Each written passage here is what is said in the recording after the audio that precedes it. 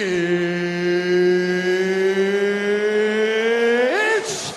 time! Alright, so we back with part 2 of this story about my dog Smith. So, let me start off. We landed all this, and we are now at reception of basic training. So when we first get to reception, we don't know nobody.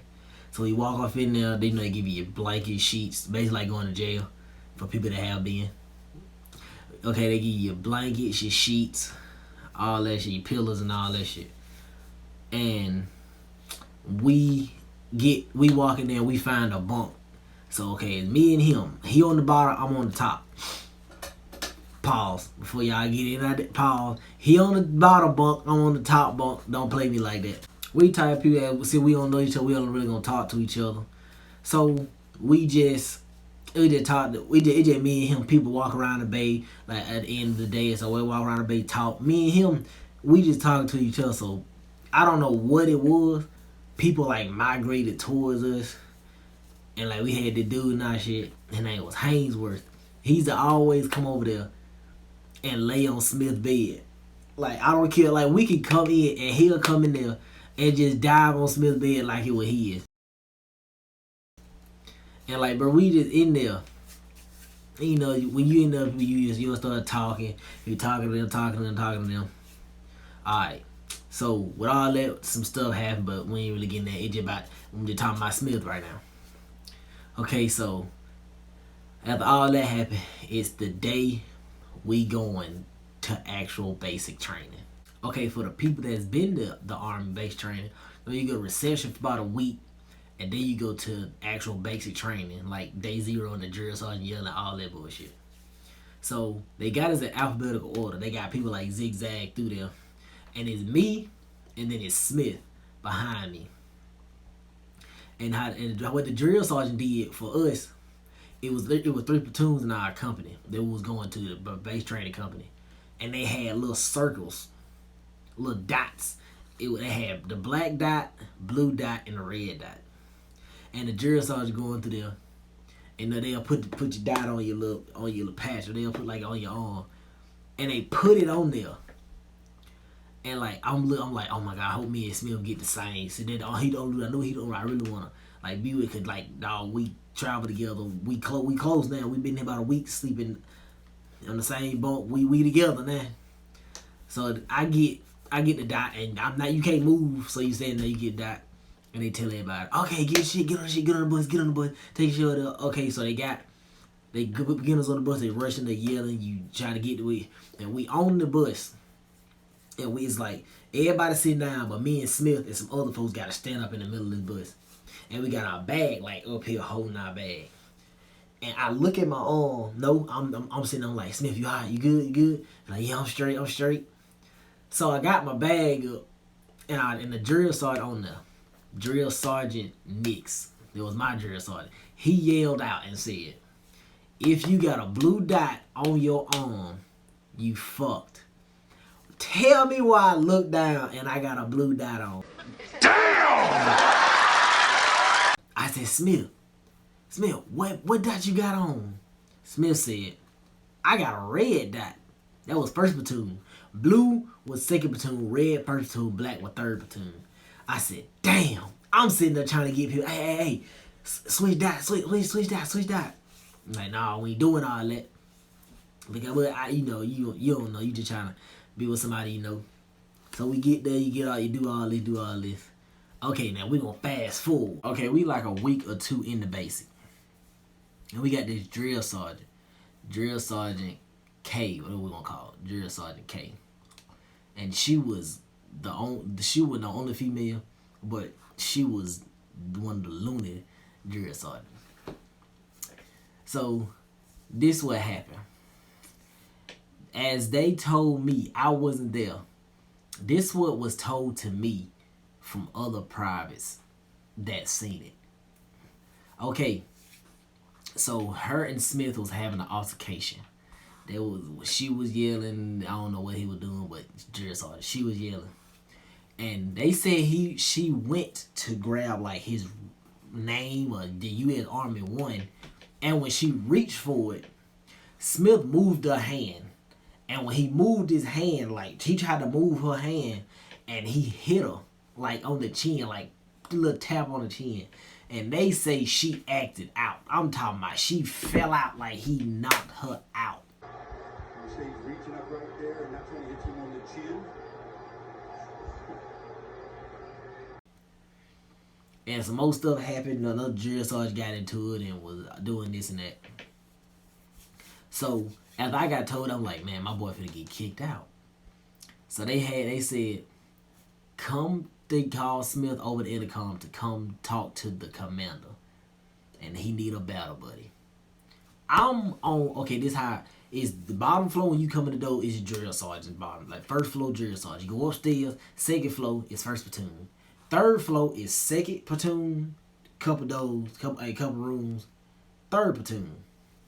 He's in first platoon on the second floor. I'm in second platoon on the third floor.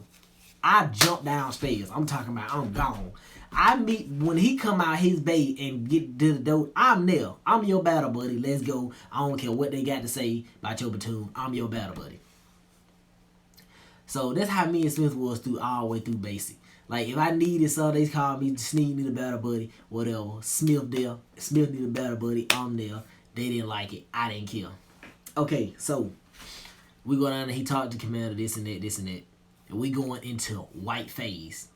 White phase is the second phase. So we got red phase, white phase, blue phase, whatever. So we going into white phase and they switching. Something happened with a private in our platoon. So they was like, he was like, still like, Smith, get up and go to second platoon. I'm like, okay, my boy coming to my platoon. That's when this thing finna get real now. And they got Smith in my room. Is when you walk in my bay, is my battle buddy Scrap on the bottom bunk. I'm on the top bunk. The very next bunk, they got Smith on the top bunk and his battle buddy on the bottom bunk. But he ain't that's my battle buddy. Smith know he my battle buddy. So I told y'all I was gonna tell y'all what type of person Smith was. That I figured that out. And I'm about to let y'all in on something. Okay, everybody know a type of person. Okay, what Smith is a person that I noticed. Well, he might not be now, or like before that, but at that time he would. He the type of person that'll do something to get a reaction out of other people, and he'll feed on it. All right, so let me break it down to y'all. So, in basic training, we do a thing called fire guard. It's where you wake up in the middle of the night and you clean, you do responsibility, all this for an hour. And then you can wake up the next person is. But you know in basic, nobody like doing, you don't want to get woke up in the middle of the night to do dumb shit. Well, it wasn't dumb, but you know what I mean. Okay, Smith used to say, well, if we didn't wake up for fire guard, we was going to get in trouble. Fire guard to see we would get in trouble. But Smith, they told that whatever they told Smith, he was type prior told y'all, he feed off energy. So he used to say, I ain't waking up for my fire guard duty. I ain't waking up for CQ. CQ go down there and sit at the desk with the drill sergeant. He'd always say it. But like, that be about, I know him. Like, I can feel how he do it. So like, he used to say it and then like, wait. And then he just say it again, just like, see. And my battle buddy, what I tell y'all about Scrap. I told y'all, I'm going to tell y'all, okay, this is about Smith and Scrap. Scrap type person, if you say you ain't going to do something you're supposed to be doing, Scrap does anything to avoid trouble, to avoid getting in trouble. So when somebody says that might get him in trouble, he get mad. So Smith figured that out. When he said, and him and Scrap go at it. You need to do this, you need to do this, you need to do this. Smith being nonchalant. I ain't doing it. I don't care what you're saying. Y'all can't make me do it. We just get in trouble. We just gonna do push-ups or whatever we gonna do. And I knew he was doing it because it was funny to me because he'll say it, but every time he said it, he'll still get up and do it. Because like he didn't really want him at him. But he knew that Scrap was Well, like at first the whole room used to get ill, and like they like Snead, you do so that's your battle. That's your so-called battle buddy. I said, bro, I can't do nothing about him. He grown. He do what he want to do, cause I knew how he was. But then one day, I didn't tell Smith this, but he gonna see me watch the video. I told everybody in my room, Smith went in there. I said, hey, the next time, I said, Smith feed off y'all energy. He feel like y'all don't want him in this bay. He feel like y'all don't want him in this platoon because of what other drill sergeants, like other platoon stuff, say about him. So I said, when he do that, when he say he ain't gonna do his CQ night, fire guard, whatever, don't say nothing. Okay, I'm talking to Scrat. I'm looking at him. Scrat, do not say nothing. When he say that, just let it fly, G. Just let it roll off and let it keep going. But Scrat being the type of person he is, it irritated him to the bone, to the core. It irritated him every time Smith said that. So Smith come in the room, like, no, he said, oh, I got fire gun. Like, I'm not doing it. We'll get in trouble. Everybody instantly look at me. When they look at me, I'm sitting in my bunk, and I'm just like, and so they like, oh, I ain't gonna say nothing. So I'm not even sitting on my bunk. I'm sitting beside Scrat. I'm sitting on Scrat, like the edge of his bed, and Scrat is laying in his bed. So I'm like, when he said that, I tapped Scrat. Don't say that. And you can see it in his face. He getting red, like mad as fuck. I'm like, bruh, shut up, don't say nothing. And like Smith, he said it again, and he looked around, and then he let it go. For 4 days, we had this, and okay, he not gonna say he's starting to come out. He's starting to be cool, do what he for to do. And one day he said it, and he said it, and I wasn't in there. I walked in right when he said it, and I was not right there to say. And Scrat took off on his ass. Don't tell about Scrat too. And when he did it, so Scrat said something. I look at Smith, and you can see the fuck, like you can see his face light up. Smith's like, Gotcha, bitch. and I'm just like, oh my god, why Scrat? Why you had to say something? So I'm just sitting on like, man, ain't nothing I can do about that. Let's go back. Remember when I told you about the drill sergeant that Smith hit? They always knew me and Smith was like battle buddies. So about this time, we going in the blue phase, the blast phase. And they moved Smith from 2nd platoon to 3rd platoon down the hall. And his drill sergeant knew. So his drill sergeant used to say, we the East Coast, y'all the West Coast, some shit like that. So he was basically telling me to stay away from him. Stay away from them. Well, Smith basically, that I really didn't know how to talk to. So like we went down there one day. I remember this like it was yesterday. Smith had to go to sit call the next day. So they was like, if you need to go sit call, come down here to battle buddy. So I went down there, and we standing by the CQ desk, and we standing there. And like we was literally down there like 10 seconds. We walk in the door, we get like, they were like, Smith, you going to CQ? I'm not, you not to CQ. You going to sit call? So they're like, yes, drill sergeant. I'm like, all right, get out of here. The drill sergeant here stopped me in my tracks and then looked me dead in my eye and said, Snead, show me who your friends are, and I'll show you your future. In my head, I'm like, what the fuck is you even talking about? You man, he knocked your ass out. I mean, they ain't got nothing to do with me. Let that man breathe. He ain't studying you. All the other jurors started to let that shit go. You still on it. Let it go. Cause they ain't doing it but fucking with your soul.